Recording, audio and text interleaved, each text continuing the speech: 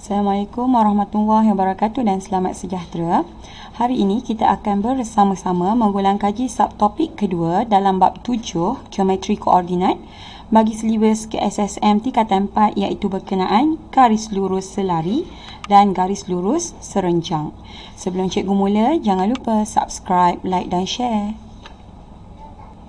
Dalam subtopik ini, kita telah pun belajar mengenai 3 perkara asas iaitu berkenaan kecerunan dan kaitannya nanti dengan nisbah trigonometri, tentang ciri-ciri pasangan garis lurus yang sifatnya selari dan juga tentang ciri-ciri pasangan garis lurus yang bersifat serenjang. Okey, first kali cikgu akan bantu kamu untuk ulang kaji berkenaan kecerunan. Okey, cikgu tahu kecerunan ni awak dah belajar sebelum ni. Okey, apa benda kecerunan? Benda tu kita dah tahu. Bila kita ada satu garis lurus, okey, iaitu let's say kat sini cikgu katakan garis lurusnya adalah garis lurus AB dan kamu perlu mencari jarak antara A ke B. Okey, kamu nak cari jarak tapi kamu tak gunakan konsep jarak kerana keadaannya yang cerun, keadaannya yang seperti bukit. Okey, konsep jarak ni awak boleh pakai kalau dia dalam keadaan mendatar.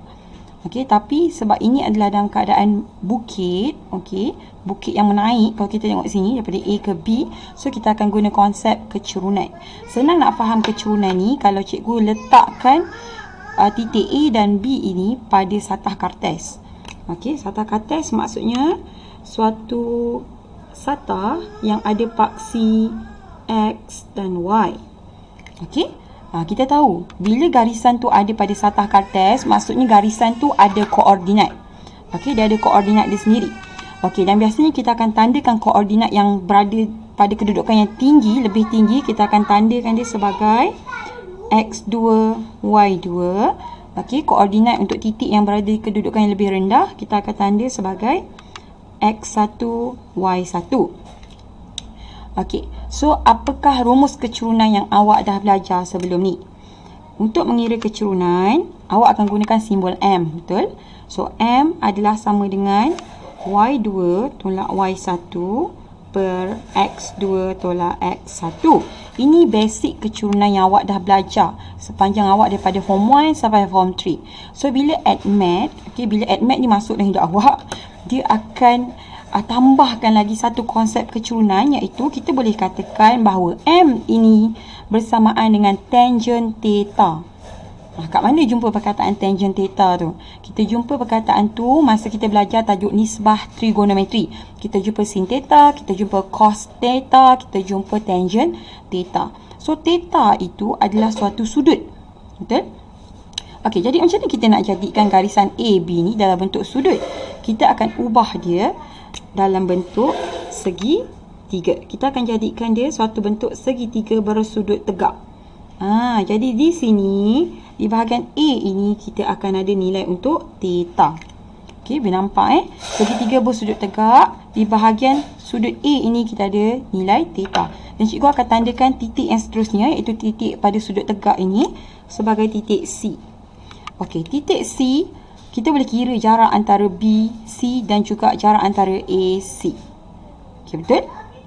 Ingat tak dulu kita pernah belajar untuk teori Pythagoras? Untuk teori Pythagoras kita belajar mengukur jarak antara B, C dan juga A, C. Kemudian kita kuasa 2 kan, kita tambah, kita akan dapat kuasa 2 untuk jarak A, B. Okey, itu teori Pythagoras. So, cikgu akan gunakan benda itu untuk dapatkan theta ini. Okey, untuk dapatkan theta. Okey, kalau awak perhatikan B ke C, macam mana awak nak kira jarak B ke C? Macam mana awak nak tahu koordinat C? Macam mana awak tahu koordinat C? Awak tengok pada satah kartes awak. Okey, awak perhatikan satah kartes. Pada satah kartes awak, A dan C ini berada straight dengan paksi X. Okey, A dan C adalah selari dengan paksi X. Selari selari. Jadi maksudnya A dan C ini akan berkongsi titik Y yang sama. Kalau cikgu letak satu pembaris kat sini, okey, awak nampak tak? A dan C berkongsi titik Y yang sama. Okey, titik pada paksi Y yang sama. Jadi kita boleh kata yang C ini nilai Y dia adalah Y1. Okey, macam mana pula dengan nilai X? Okey, kita kaitkan yang sama. B dan C. B dan C selari dengan paksi Y. Dan B dan C ini, kalau cikgu letakkan pembaris, dia akan berkongsi nilai X yang sama. So, kita boleh kata kat sini X2. Okey, daripada situ, awak boleh kira sebenarnya jarak untuk BC dan juga AC. Okey, cikgu catatkan di atas, di bahagian atas. Bila awak nak kira jarak BC, okey, bila awak nak kira jarak BC, mana cikgu nak conteng ni, tak muat ni. Bila awak kira jarak BC, okey, BC, so awak akan tolakkan Y2 tolak Y1 sebab nilai itu yang berbeza. X-nya sama, dua-dua adalah X2. Okey, nilai Y yang berbeza, so kita boleh gunakan nilai Y ni untuk tentukan dia punya jarak. So, Y2 tolak Y1. Kemudian untuk AC pula, kalau awak nak kirakan jarak AC, awak perhatikan Y1 nya sama. So, dia tak berkongsi nilai X, X nya berbeza. Jadi, kita boleh gunakan nilai X ini untuk tentukan dia punya jarak. So, kita boleh kata AC adalah X2 tolak X1. So, cuba awak perhatikan dalam rumus M. M sama dengan Y2 tolak Y1. Y2 tolak Y1 ini adalah BC. X2 tolak X1. X2 tolak X1 ini adalah AC. Jadi, cikgu boleh gantikan BC dan AC ke dalam persamaan ini. Jadi, persamaan ini sekarang daripada M sama dengan Y2 tolak Y1 per X2 tolak X1. Dia akan jadi M sama dengan BC per AC. Okey, macam ni cikgu nak kaitkan sekarang dengan theta. Kita boleh masuk lagi ni dekat rumus yang baru, belum siap lagi. Okey, so macam ni cikgu nak kaitkan dengan theta. Theta BC adalah sisi yang bertentangan. AC adalah sisi yang bersebelahan. Opposite dan juga adjacent. Okey, kalau kita tengok balik, kita recap balik rumus Soh Kah Tua untuk mencari sin, cos dan tangent. Okey, kita ada rumus Soh Kah Tua. Okey, so ni maksudnya awak nak cari sin theta, opposite bahagi dengan hypotenuse. Opposite adalah sisi yang bertentangan, hypotenuse adalah dia punya kecerunan. Okey, ni adalah untuk cos kah. So, cos theta, nak cari cos theta, adjacent bersebelahan, bahagikan dengan hypotenuse, dia punya kecerunan. Dan nanti ni adalah untuk tangent, toa.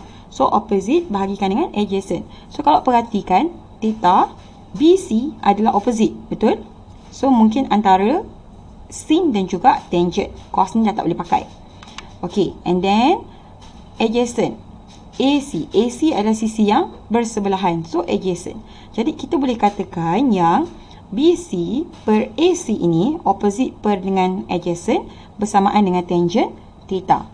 Jadi, kita boleh keluarkan satu lagi conclusion dekat sini, iaitu M juga bersamaan dengan tangent theta. Nampak tak variasi dia? Daripada yang awal awak belajar M sama dengan Y2 tolak Y1 per X2 tolak X1, dia akan jadi BC per AC kalau awak tengok dari segi jarak panjang sisi. Kemudian daripada BC per AC awak boleh tukar dalam bentuk nisbah trigonometri. So, benda ini yang diceritakan mula-mula dalam subtopik garis lurus selari dan garis lurus serenjang. Okey, lepas tu kita belajar pula ciri-ciri untuk garis lurus yang selari. Andai kata awak ada dua pasang garis lurus. Okey, awak ada garis lurus dua pasang, sepasang AB. Okey, kemudian awak ada garis lurus CD. Apa yang menjadikan kedua-dua garis lurus ini selari? Okey, yang pertama, kalau kita bercakap saja kan, kita tak pakai rumus, kita boleh kata yang garis lurus ni, bila dia selari, maksudnya dia takkan bersilang sampai bila-bila. Dan jaraknya adalah constant. Jarak untuk setiap titik pada garis lurus ini adalah sama. Itu konsep dia. Okey, tapi dari segi matematiknya, kita boleh katakan bahawa apabila garis lurus ini selari, okay, yang pertama, dia punya kecerunan. Okey, let's say cikgu kata sini adalah M1, sini adalah M2. M1 adalah kecerunan untuk garis AB. M2 adalah kecerunan untuk garis CD. Jadi, kecerunan dia sentiasa sama. Okey, M1 sama dengan M2. Apabila dua garis lurus itu sifatnya selari, kecerunan dia akan sentiasa sama. Okey, kecerunan sentiasa sama. Bila kecerunan sama, kita nak kaitkan pula dengan tangent theta. So kita boleh kata, okey, kalau cikgu letakkanlah satu garis lurus dekat sini untuk bina dia punya sudut. Okey, kita akan dapati nilai theta dia juga adalah sama. Okey, jadi conclusion kita yang kedua adalah dia punya theta buat kali lain. Okey, dia punya theta juga adalah sama. Theta 1 sama dengan theta 2. Okey, theta 1 adalah untuk sudut garis yang pertama. Uish, salah kala. Okey, garis yang pertama. Dan theta 2 adalah untuk sudut garis yang kedua. Okey, and then sebab theta ni dikaitkan dengan tangent, apabila sudutnya sama, dah tentu kalau awak tekan nilai tangent akan dapat nilai yang sama. So, awak boleh katakan conclusion yang ketiga adalah tangent untuk theta 1 akan sama dengan tangent untuk theta 2. Ini untuk garis lurus yang selari. Okey, dia senang nak ingat. Dia berbeza dengan garis lurus yang berserenjang. Berserenjang ni dia special sikit sebab dia banyak lagi ciri dia berbanding dengan garis lurus yang selari. Okey, so first, kalau macam tadi kan kita kata dua garis lurus ni dia selari bila mana dia takkan bersilang sampai bila-bila. So macam mana kita nak kata dia berserenjang? Berserenjang ni adalah garis lurus yang bersilang. Tapi kita tahu, bila ada dua garis lurus yang bersilang, boleh jadi dia ada macam-macam cara untuk dia bersilang. Okey. Dan berserenjang ni maksudnya, okey, bila kita ada dua garis lurus, iaitu kita guna pakai yang ni juga. Kita ada garis lurus AB dan juga garis lurus CD. Oi, kali hijau CD. CD. Okey, ni CD. Nampak tak? Dia bersilang. Okey, dan persilangan ini mestilah pada sudut 90 darjah. Baru kita boleh kata kedua-dua garis lurus ini berserenjang. Okey, mesti sudutnya 90 darjah. Kalau dia jadi 60 darjah, 30 darjah, kita tak nak terima. Kita tak nak anggap dia sebagai berserenjang. Okey, ingat yang tu. Itu ciri-ciri dia yang pertama. Okey, dari segi rumus matematiknya, kita boleh kata apabila dia berserenjang, okay, kita tengok yang ni terbalik tau. Kalau tadi kita concludekan dia dari segi kecerunan dulu. Kemudian baru kita keluarkan dia punya theta dan dia punya tangent theta. Okey, tapi untuk yang berserenjang ni kita kena tengok dari segi dia punya sudut dulu. Okey, dia punya sudut. Kalau perhatikan, kalau cikgu buat garis lurus untuk jadikan dia bersudut, macam kita buat yang kat atas ni tadi. So cikgu buat kat sini garis lurus dan di sini garis lurus. Okey. Sini adalah theta 1, yang di sini adalah theta 2. So, untuk dapatkan theta 2, untuk awak dapatkan theta 2 ni, awak mesti tambahkan 90 darjah dengan theta 1. Itu adalah sudut peluaran. Okey, itu adalah hukum untuk sudut peluaran. Okey, sekejap cikgu catatkan. Untuk theta. Okey, bila awak nak cari theta 2, nilai theta 1 awak perlu tambahkan dengan 90 darjah dan baru awak boleh dapat nilai theta 2. Okey, kenapa tambah 90 darjah? Sebab awak tengok kat sini, bentuknya adalah bentuk peluaran. Dia adalah bertentangan. Sudut di kawasan sini bertentangan dengan sudut theta 2. That's why nilai theta 2 ni bersamaan dengan theta 1 yang ini tambah 90 darjah yang dekat atas ni. Itu dia. Okey, so ini kita namakan dia sebagai sudut peluaran. Okey, yang ini adalah sudut peluaran. Okey, next, bila dah kaitkan dengan theta, of course kita akan kaitkan dengan tangent theta. Okey, untuk awak buat tangent theta, awak kena cuba berikan nilai theta. Okey, awak kena cuba berikan nilai theta. Okey, let's say cikgu kata yang ini nilainya adalah 30 darjah. Okey, cikgu letak sini okay, pakai color lain. Color apa yang terang ni? Ni. Okey, nilai theta 1 adalah 30 darjah. Okay, let's see. Nilai theta 1 30 darjah. Jadi theta 2 kita, okay, theta 2 kita, kalau theta 1 30 darjah, kita kata tadi nak dapat theta 2, theta 1 kena tambah dengan 90. Okay, jadi kita akan tambahkan. Okay, kita akan tambahkan 30 dengan 90. Kita akan dapat 120 darjah. Okay, sekarang kita cuba buat tangent. Kita cuba buat tangent. Okey, kita buat tangent 30 dulu untuk theta 1. Kita tengok kaitan dia dengan tangent 120. Okey, awak akan dapat nilai dia 0.5774. Okey, kita catat sikit, nanti kita lupa. Kita letak kat sini. Bila kita buat tangent 30 darjah, kita dapat 0.5774. Okey, kita cuba tengok tangent 120 darjah pula. Okey, tangent 120, apa nilai kita dapat? Kita dapat negatif 1.732. Okey. So macam mana kita nak kaitkan kedua-dua nilai ni? Nilai theta 1, tangent theta 1 dengan tangent theta 2. Okey. Dia boleh dikaitkan dengan rumus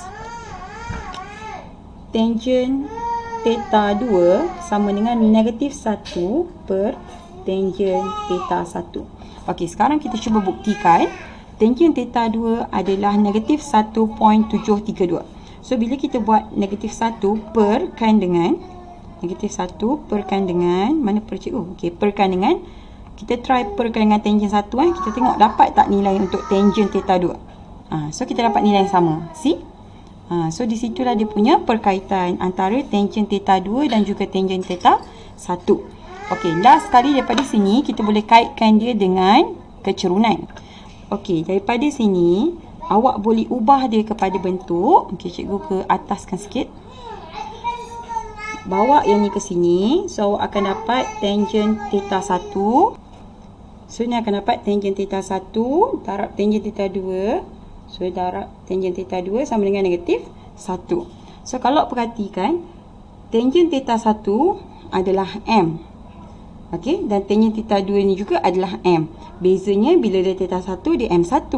Bila dia theta 2 dia M2. So conclusion kat sini kita boleh buat M1 bila didarabkan dengan M2 akan dapat negatif 1. Itu adalah pembuktian yang menunjukkan pasangan garis lurus kita itu adalah berserenjang. Okey, so ada 3 benda je, tak banyak pun sebenarnya.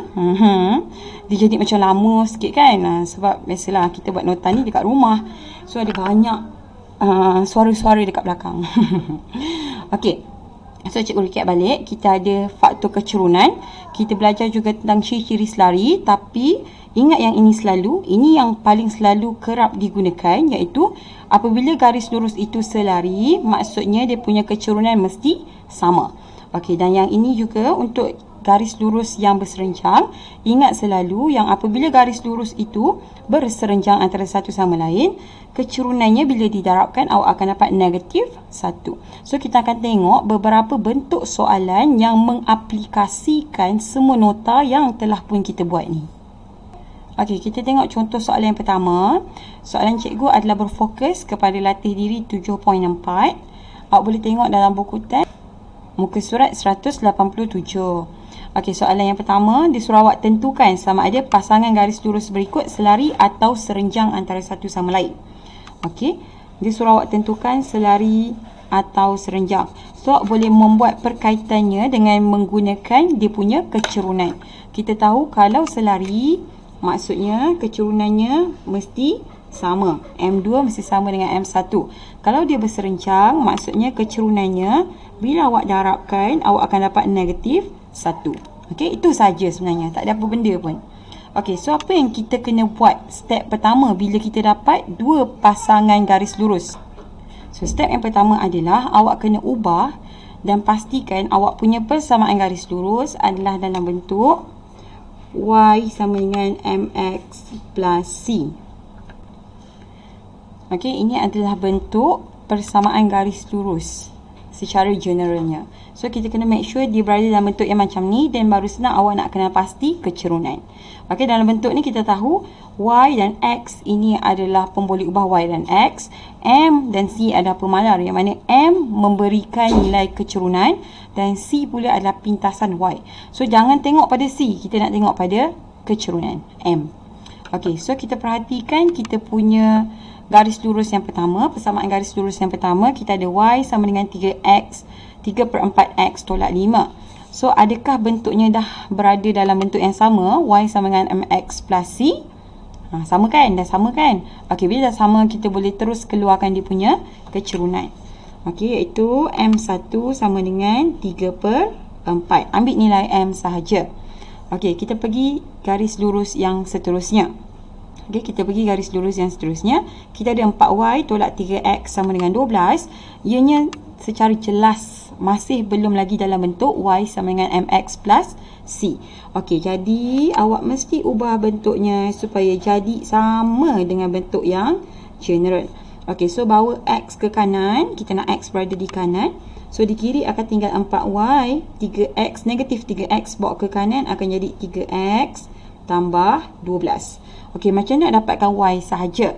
Awak perhatikan di hadapan y ini ada nombor, betul? So, bahagikan semuanya dengan nombor berkenaan dan awak akan dapat nilai untuk y sahaja.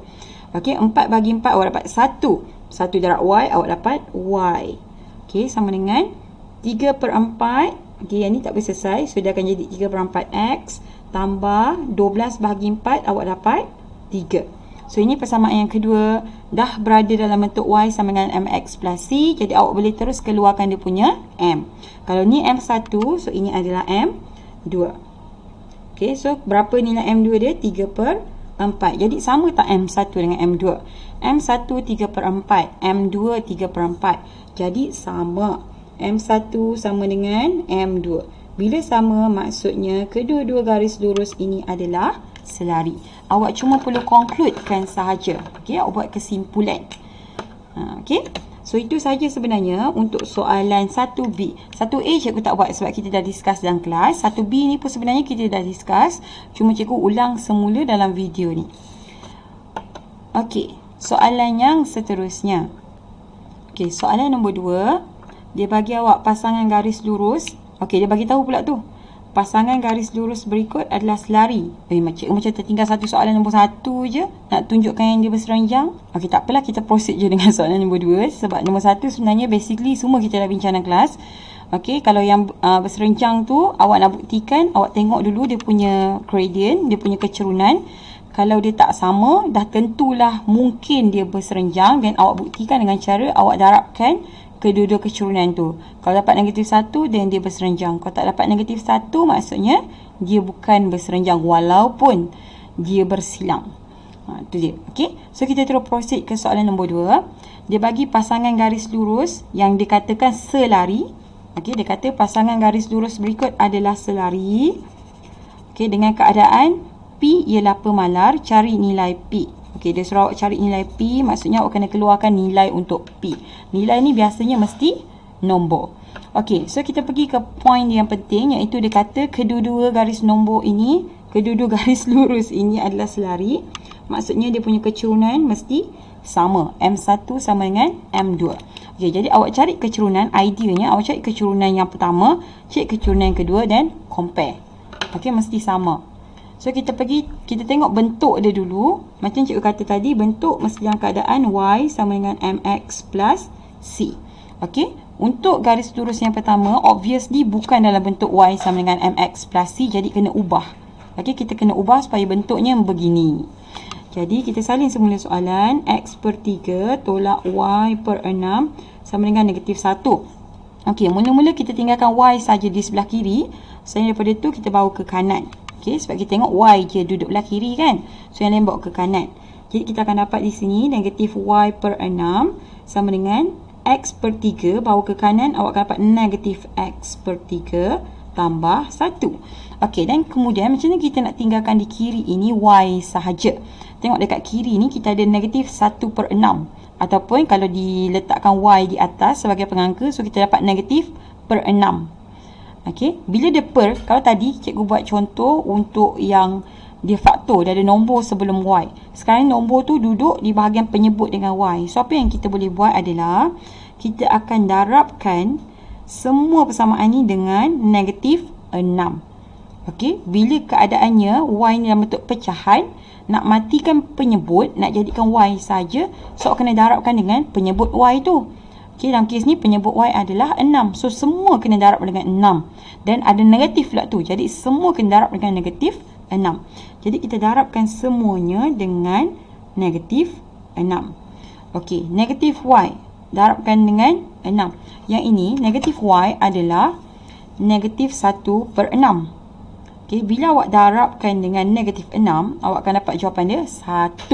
1 darab y, so awak akan dapat y sahaja. Okay, Okey, sama juga dengan negatif X per 3. Negatif X per 3 sebenarnya adalah negatif 1 per 3. Bila awak darabkan dengan negatif 6, awak akan dapat jawapannya 2. So, 2 jangan lupa 2X tambah, okey ni tak siap lagi, negatif 6. Okey, bila awak darabkan dengan 1, jawapannya adalah negatif 6. So, bila kita susun dalam bentuk termudah, kita akan dapat Y sama dengan 2X tambah tolak, jadi tolak 6. Okey, so dah boleh keluarkan dia punya M1. Dekat sini, M1 dia adalah 2. Tapi sebenarnya tak payah keluarkan pun tak apa. Okey, cuma kita keluarkan je lah. Kita keluarkan. Nanti kita nak pakai rumus yang selari ni kan. So, kita keluarkan. Okey, kita pergi ke persamaan garis lurus yang kedua. Kita ada PY sama dengan 4X tolak 6. So, masih lagi dalam bentuk, bukan dalam bentuk Y sama dengan MX plus C. Maksudnya kita kena ubah. Okey, kita salin balik persamaan. PY sama dengan 4X tolak 6. Kemudian kat sini kita nak jadikan Y sahaja. Depan ni ada nombor. So, bila depan ada nombor, maksudnya semua kena bahagikan dengan nombor tu. Okey, depan Y ada P. So, semua kena bahagi dengan P. Bila P bahagi P, awak akan dapat 1. So, tinggal Y saja. Sebab 1 darab Y dapat Y. Yang sama dengan 4 per P. Tak boleh selesai. 4 per P. X tolak. Yang ni pun tak boleh selesai. 6 per P. Okey, jangan perhatikan, jangan peduli dengan negatif 6 per P. Sebab soalan kita nak comparekan dia punya kecerunan. So, kita ambil kecerunan saja. Jadi, di sini keluarkan M2 kita iaitu 4 per P. Okey, dalam hukum selari tadi, kita dah kata M1 mesti sama dengan M2. Okey, M1 mesti sama dengan M2. Jadi, kita boleh samakan kedua-dua ni. 2 mesti sama dengan 4 per P. Okey, so macam nak dapatkan nilai P? Awak boleh terus swap saja sebenarnya. Okey, awak terus swap. So, awak akan dapat kat sini P. P dah naik atas, 2 turun bawah. So, 4 bahagi 2, awak akan dapat jawapannya 2. Jadi, nilai P awak adalah 2. Okey, senang je kan? Senang je. Yang penting awak mesti ingat konsep untuk selari, ingat konsep untuk serencang. Okey, kita terus pergi ke soalan yang ketiga. Soalan yang ketiga, dia kata pasangan garis lurus berikut adalah berserenjang. Okey, berserenjang antara satu sama lain. Cari nilai pemalar K. So, K ni di hujungnya mestilah dalam nilai nombor. Sebab dia bagi nilai kan, dia suruh nak nilai. Okey, berserenjang. Apa tadi ciri-ciri berserenjang? Bila kita kaitkan dengan kecerunan. Bila dia berserenjang, M1 kalau darabkan dengan M2 mesti dapat negatif 1. So, kita cari M1, kita cari M2, darabkan mesti dapat negatif 1. Itu kita punya idea. So, kita akan susun bentuk ini supaya dalam bentuk Y sama dengan MX plus C. Okey, so kita buat bentuk. Kita ubah bentuk dia. Kita salin semula. X per Y. Cikgu salah soalan. Bukan X per Y, dia X per 3. Kejap cikgu betulkan dulu. Okey, jadi di sini adalah X per 3 ya. So, cikgu terus salin soalan. X per 3 tambah Y per 9 sama dengan 1. So, macam yang kita dah kata tadi, bila kita ada dalam bentuk macam ni, so tinggalkan Y saja di kiri, yang lain semua bawa ke kanan. Okey, jadi dalam kes ni kita akan bawa X per 3 ni ke kanan. So, di kiri akan tinggal Y per 9 sama dengan X per 3 bawa ke kanan, awak akan dapat negatif X per 3 tambah 1. Nampak? Ada 9 kat bahagian penyebut. Apa cikgu kata tadi? Kalau awak nak matikan penyebut, awak kena darabkan semua dengan penyebut tu. Okey. So, sekarang ni penyebutnya 9. Jadi, kita akan matikan penyebut ni. Kita akan darabkan semua dengan 9. Okey. 9, 1 Y per 9 adalah 1 per 9. Jadi, bila 1 per 9 darabkan dengan 9, awak akan dapat jawapan dia 1. 1 darab Y, awak dapat nilai dia Y. Okey, yang ni pula negatif X per 3 adalah negatif 1 per 3. Okey, so darabkan dengan 9, awak akan dapat negatif 3. So, di sini negatif 3X. 9 darab 1, awak dapat positif 9. Jadi, awak dah boleh keluarkan M1. Keluarkan M1. Jadi, di sini M1 sama dengan negatif 3. Okey, kita pergi ke persamaan yang seterusnya. Kita ada KY sama dengan 2X darab 7. So, kalau awak tengok bentuk dia lebih kurang macam soalan nombor 2. Bezanya yang tadi selari, yang sekarang kita nak buktikan dia berserenjangan. Okey, jadi kita akan tulis balik persamaan. KY sama dengan 2X tolak 7. Okey, tengok. K ni berada di hadapan Y. So, cara nak jadikan Y tu tunggal, Y sahaja, kita akan bahagikan semua dengan K. Okey, so K bahagi K tinggallah Y sahaja. 2 bahagi K tak selesai. So 2 per K X tolak yang ini 7 per K. Okey, so keluarkan M2. M2 adalah yang sebelum X. So 2 per K. Okey, barulah kita boleh buat dia punya perkaitan untuk berserenjang. Dia kata bila berserenjang M1 kalau darab dengan M2 akan dapat negatif 1. Jadi sekarang M1 kita ada negatif 3. Darabkan dengan 2 per K mesti dapat negatif 1. Okey, itu idea dia. Okey, jadi bila dalam keadaan darab ni kita akan darabkan atas dengan atas, bawah dengan bawah. So yang ini negatif 3 kita akan darabkan dengan 2. Yang ni di bawah ni tak ada apa-apa, so K sajalah. So negatif 3 darab 2 kita akan dapat negatif 6 per K sama dengan negatif 1. Buat yang sama, kita boleh swap. Okey, K kita bawa ke kanan. Negatif 1 kita bawa ke tempat K yang asal. Tak ada pertukaran simbol sebab ni melibatkan bahagi dengan darab. Kalau dia melibatkan tambah tolak dan kita akan tukar dia punya simbol. Jadi di sini akan jadi negatif 6 per negatif 1 dan di sini akan jadi K. Negatif 6 bahagi negatif 1 awak dapat 6. Jadi nilai K awak adalah 6. Boleh faham tak soalan nombor 3? Senang kan? Tak susah mana pun. Mungkin soalan nombor 4 nanti dia lebih tricky sikit. Okey, seterusnya dan soalan yang terakhir adalah soalan nombor 4. Okey, hati-hati sikit dengan soalan nombor 4 ni sebab cikgu dah jumpa beberapa orang murid yang tersilap. Okey, tersilap dari segi pengiraan, dari segi pemahaman untuk soalan nombor 4 ni. Tapi macam yang saya cikgu kata, lebih baik kita cuba dan kita silap daripada kita langsung tak nak cuba. Betul kan? Okey, so kita tengok soalan nombor 4. Dia kata bucu-bucu bagi sebuah segitiga ABC. So perhatikan di sini adalah segitiga ABC. So awak mesti lukis segitiga ABC tu untuk memberikan gambaran yang lebih jelas tentang soalan ni. And then dia kata dia bagi pula koordinat. Dia kata A 1 1, B negatif 1 4 dan C adalah 5A. Cari nilai pemalar A jika AB berserenjang dengan BC. Okey, AB berserenjang dengan BC. Tapi dalam pada masa yang sama mereka adalah sebuah segitiga. So macam mana awak nak buat? Okey, cara yang pertama sebab awak ada koordinat, untuk pastikan segitiga awak bentuknya betul. So awak boleh sketch dulu dia punya segitiga berdasarkan koordinat. So sebab ada koordinat jadi cikgu akan guna sarta kartes. Okey, cikgu letak sarta kartes. So kita agak-agak lah, kat sini kita ada X1. So mungkin sini 1. Dan sini X negatif 1. So cikgu panjangkan sikit, negatif 1. Lepas tu kita ada X dia 5. So mungkin di hujung ni 5 lah. Berjarak lah sikit 1 dengan 5 tu. And then lepas tu kita ada 4. Kita ada dia punya nilai Y yang pertama 1.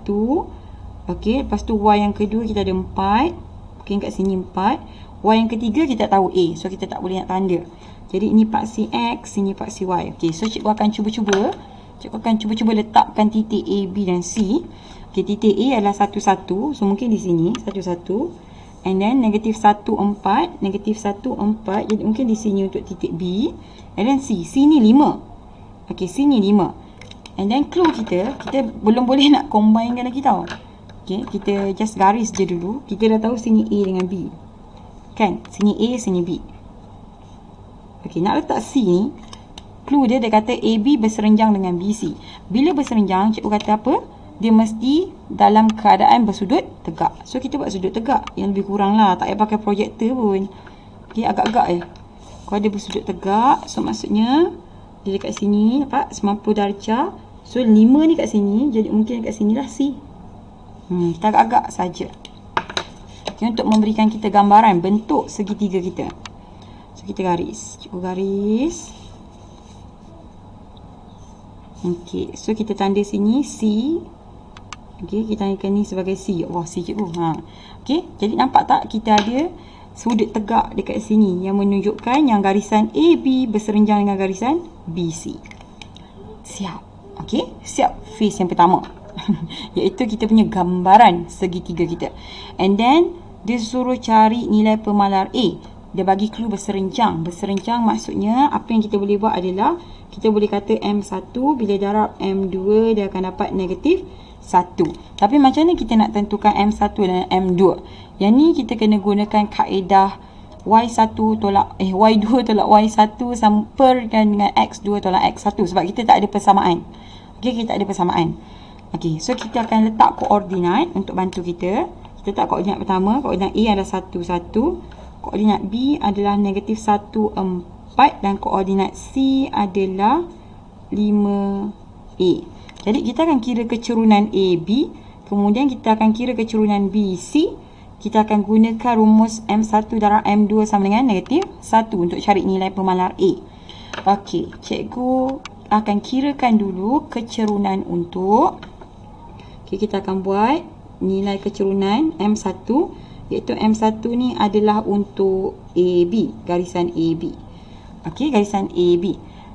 Kita tengok B titik paling atas A di bawah. Jadi nilai X B akan tolak XA, YB akan tolak YA. So 4 akan tolak 1. 4 tolak 1 per negatif 1 tolak 1. So kat sini kita dapat 3 per negatif 2.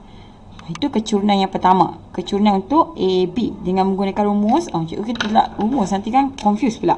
Kita pakai rumus M sama dengan Y2 tolak Y1 per X2 tolak X1. Sebab tu cikgu buat Y2 4 tolak 1 Y1. Okey, X2 tolak X1. So dapat ini. Okey. Next kita cari M2. M2 kita adalah daripada B pergi ke C. Okey, BC. Uish, kenapa banyak sangat sama dengan cikgu? Okay, ni just nak kata dia adalah kecerunan untuk BC je. Okay. So BC, perhatikan C duduk lebih tinggi. Jadi nilai X dan YC ni akan tolak dengan B. Okay, so kita akan masuk nilai. Kita start dengan Y dulu kan. So A tolak 4. A tolak 4 perkan dengan 5 tolak negatif 1. 5 tolak negatif 1. So dekat sini kita dapat A tolak 4 tak boleh solve. So tinggal A tolak 4 per 5 tolak negatif 1 kita dapat 6. Okey, so kita akan gunakan rumus M1 darab M2 dapat negatif 1. Okey, so jalan kerja yang seterusnya adalah M1 darab M2 sama dengan negatif 1. Uish, apa cikgu buat sebelah? Cikgu tu negatif ni. Tak senonoh betul. Okey, sekejap betulkan. Benda boleh betulkan, kita betulkan. Negatif 1, okey. M1 cikgu negatif 3 per 2. So negatif 3 per 2. Darabkan dengan M2 cikgu adalah A tolak 4 per 6 sama dengan negatif 1. Okey, darab maksudnya atas darab atas, bawah darab bawah. Okey, tapi yang atas ni negatif 3 kena darabkan dengan A. Negatif 3 ni juga kena darabkan dengan negatif 4. Dia macam kaedah pengembangan. Okey, negatif 3 kena darabkan dengan A. Negatif 3 kena darabkan dengan negatif 4. Jangan tersalah pula, jangan darabkan 1 je. So negatif 3 darab A, awak akan dapat negatif 3 A. Negatif 3 darab negatif 4, awak dapat positif 12. Per 2 darab 6, awak dapat 12 sama dengan negatif 1. So 12 ni boleh bawa ke sebelah. Awak akan dapat negatif 3A tambah 12 sama dengan negatif 12. Okey, kita nak asingkan. Kita nak jawapan dia untuk A sahaja. Jadi kita akan asingkan 12, kita akan bawa pergi sebelah. 12 bawa sebelah akan jadi negatif 12. So negatif 12, negatif 12, awak akan dapat negatif 3A sama dengan negatif 24. Okay, so A adalah negatif 24 bahagi negatif 3. Dapat berapa jawapan last untuk A? A awak akan dapat jawapannya 8. Nampak tak? Kita buat berkaitan. Mula-mula kita lukis dulu sebab kita nak gambaran dia macam mana bentuknya. Lepas tu kita cari satu-satu. Kita gunakan kaedah kecerunan. Y2 tolak Y1 per X2 tolak X1 untuk dapatkan kecerunan AB, kemudian kecerunan BC. Sebab dia kata AB berserenjang dengan BC. Jadi kita cari kecerunan AB, kita cari kecerunan BC. Dah dapat, kita buat perkaitan dengan negatif 1. M1 darab M2 sama dengan negatif 1. Selesaikan dan kita dapatlah nilai pemalar. Okey. So kesimpulan dekat sini sebenarnya untuk menentukan garis lurus sama ada dia selari ataupun berserenjang, awak perlu fokus kepada kaedah mendapatkan kecerunan dan kemudian dia punya konsep kecerunan itu sendiri. Okey, iaitu apabila dia selari, kecurunannya mestilah sama, dan apabila dia berserenjang, kecurunannya bila didarabkan akan dapat negatif 1. Okey, jadi siapa yang mahukan nota yang cikgu lukis, cikgu tulis ni, awak boleh klik link pada description. Dekat situ cikgu akan letakkan screenshot untuk nota dan juga screenshot untuk soalan yang kita bincangkan tadi. Okey, so jangan lupa subscribe, like dan share. Terima kasih.